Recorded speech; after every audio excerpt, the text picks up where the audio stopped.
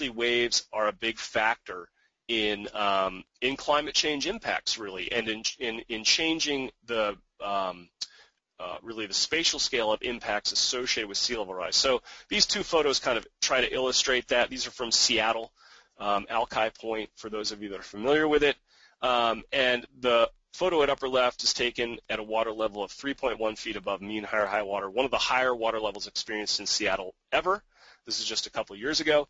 The photo at upper, but without waves. The photo at lower right is taken at a much lower water level, but with the addition of waves. And remember, this is protected waters. So there's been a lot of work on waves, for example, on the Oregon coast by Peter Ruggiero and others. Really fantastic work that tries to integrate the influence of waves with storm surges and sea level rise.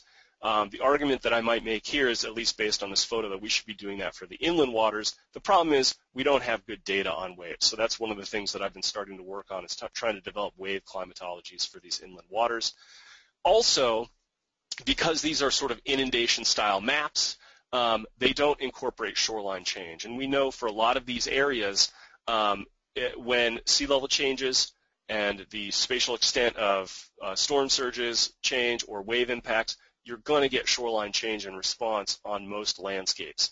And so we need to figure out ways to incorporate that. In the case of the Jamestown tribe, one of their staff did that sort of visually. There are other approaches that are often reliant on historical data, and so one of the things that I'm currently doing, and that I think should be a component of sort of these sea level rise adaptation processes, is shoreline monitoring. So trying to get good data on the long-term evolution of coasts of interest, so that you can use that to build models of how these coasts will respond to sea level rise in the future. And then, of course, the other thing that we struggle with doing is how to better incorporate variability in sea level over shorter time scales.